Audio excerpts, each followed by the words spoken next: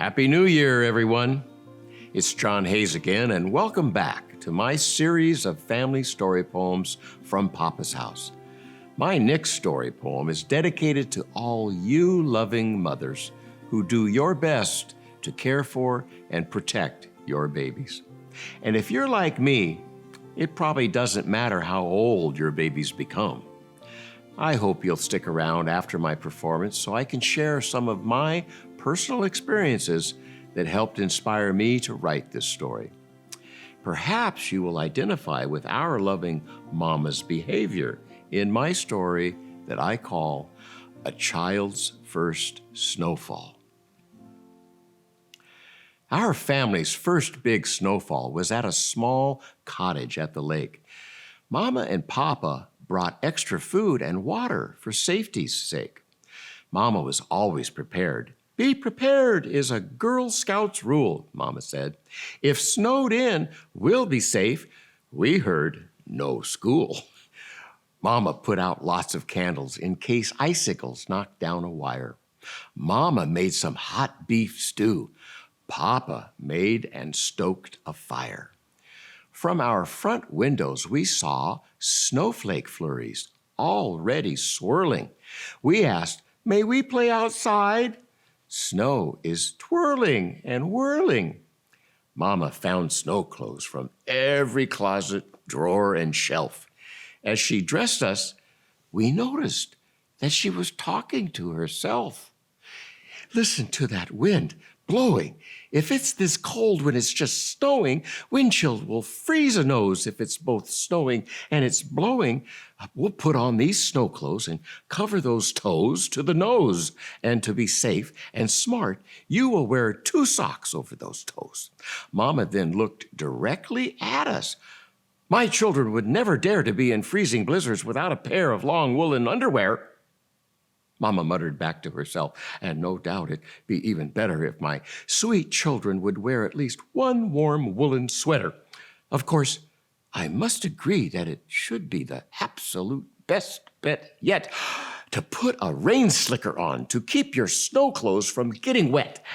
And last but not least, you'll wear hats on heads and muffs on ears.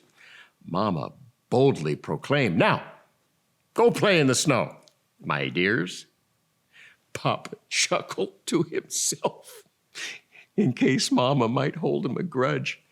We had on so many snow clothes, we 3 could hardly budge. Standing, but not moving. In the snow was okay, but the real show was in the morning as sleepy eyes saw a world covered with snow. So much snow had fallen, filling the trees and blanketing the ground. It was so incredibly quiet that our laughter became the only sound. Standing in the snow, we all held hands on a hilltop above the lake. We must have looked like the topper on a giant white wedding cake. Thank you for listening to A Child's First Snowfall.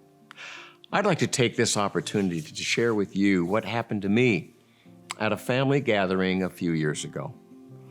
I heard my 3 children laughing as they chatted in the living room. I got in closer and overheard them reminiscing about many of the things that their late mother had done for them. They were experiences I never would have known about. I was gone early in the mornings to drive the 90 minutes to Burbank and Hollywood, and then 8 hours driving around my territory, calling on my customers, and then the 2 hours in stop and go traffic on my way back home.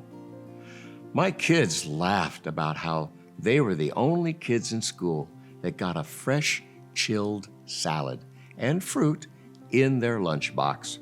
They all admitted they turned down a lot of trade offers for their apparent delicacies, and Post-it notes with X's and O's and happy faces were stuck to the inner lid of each lunchbox.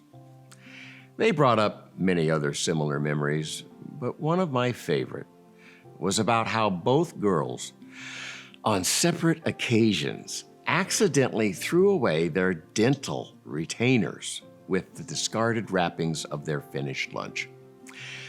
Their mom drove back to the school, and now, with all 3 children watching, she climbed into the slimy, smelly dumpster and scrounged around for their lost treasure.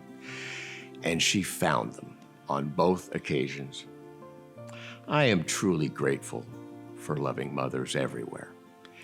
How about you? Let me know about some of your experiences. If you've enjoyed listening to my writings today, please consider subscribing to my channel on YouTube.